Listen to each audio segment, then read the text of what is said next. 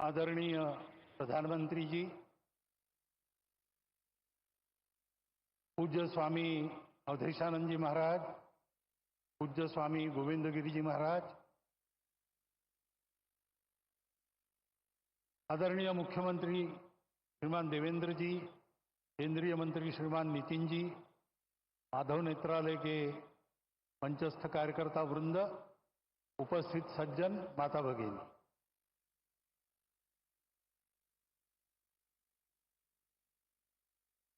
आज योग है। डॉक्टर साहब का जन्मदिन, वर्ष प्रतिपदा का सुमुहूर्त, डॉक्टर साहब जन्मे वो रविवार ही था। उनके बाद जिन्होंने संघ की बागडोर संभाली, पूजनीय श्री गुरु जी, उनके नाम का प्रकल्प और प्रधानमंत्री जी का यहां पर उपस्थित होना, ये सारे शुभयोग यहां पर एकत्रित है। और ये सारे शुभयोग एकत्रित होते हैं तो उसके लिए तपस्या करनी पड़ती है। माधव नेत्रालय के कार्यकर्ताओं की गत अनेक वर्षों की तपस्या के हम सभी साक्षी हैं। तपस्या से पुण्य अर्जित होता है, पुण्य से फल मिलता है, लेकिन वो फल अपने लिए न रखते हुए उसका विनियोग भी लोक कल्याण के लिए ही करना, इस वृत्ति से वो तपस्या आगे चलती है और वैसी ही चल रही है। क्योंकि इसके पीछे जो प्रेरणा है वो प्रेरणा संघ विचार की प्रेरणा है। संघ विचार की प्रेरणा यानी वो प्रेरणा स्वार्थ की प्रेरणा तो नहीं ही है, भय या प्रतिक्रिया की भी प्रेरणा नहीं है, न कोई मजबूरी है। शुद्ध सात्विक प्रेम, यही वह प्रेरणा है। अपना समाज है, अपने समाज में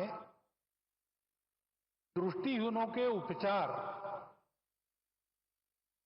सबके पास जाए, सबको मिले, ये एक समस्या बनी रहे, ये समाज को शोभा नहीं देता।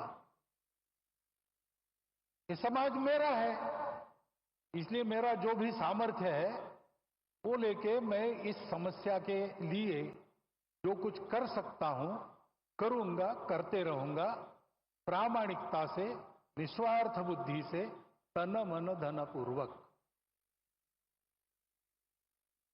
सब क्षेत्रों में संघ के स्वयंसेवक जो कार्यरत है, इसी प्रेरणा से कार्यरत है। रामटेक की यात्रा में 1926 में यात्रा के सुव्यवस्थापन के लिए स्वयंसेवकों ने जो काम किया, वह भी इसी प्रेरणा से किया। और आज इतने सारे क्षेत्रों में सेवा चल रही है, छोटे बड़े प्रकल्प उपक्रम सब मिलाकर 1.5 लाख के ऊपर समाज के लिए काम चलते हैं स्वयंसेवकों के, इसी प्रेरणा से चले हैं। यही प्रेरणा है वो स्वयंसेवकों को अपने लिए कुछ न चाहते हुए सबके लिए कष्ट करने की प्रेरणा देती है। बदले में कुछ भी नहीं चाहते, करते जाते हैं। ऐसी लंबी यात्रा के कारण समाज ने देखा परखा संघ के स्वयंसेवकों को और मान लिया। उसके फलस्वरूप अनुकूलता भी आई, बाधा भी दूर हुई, आगे बढ़ रहे हैं स्वयंसेवक, लेकिन ध्येय की वही दृष्टि कायम है। और ये सारे सेवा के काम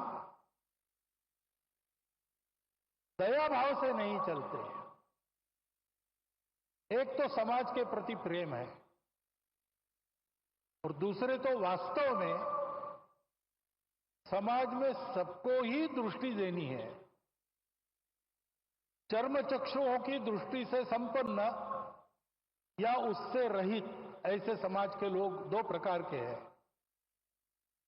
लेकिन सदा सर्वदा जीवन में जो दृष्टि आवश्यक होती है, जीवन में हमको जो कुछ मिला है परिस्थिति के रूप में, उस परिस्थिति का अधिकतम उत्कृष्ट उपयोग करते हुए अपने जीवन को सार्थक बनाना, अपने जीवन को निरामय बनाना, अपने जीवन को स्वस्थ बनाना, ये सारा करने के लिए जो जीवन की दृष्टि चाहिए, वो जीवन की दृष्टि ही है।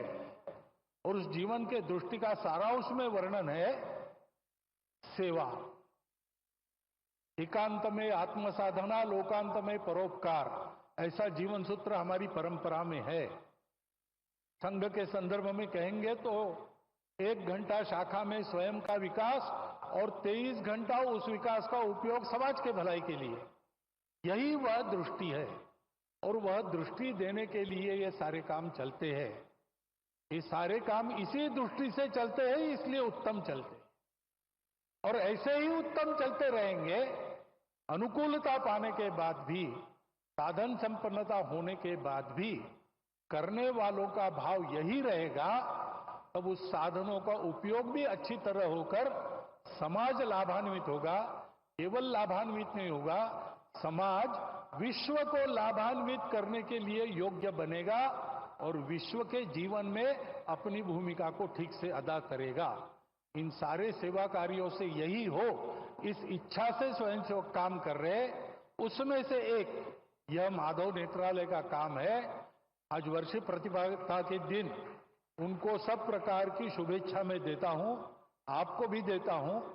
और आपके और माननीय प्रधानमंत्री जी के बीच ज्यादा खड़ा न रहते हुए, क्योंकि उनको सुनने की आज मुझे भी उत्सुकता है, मैं मेरे शब्द को विराम देता हूं।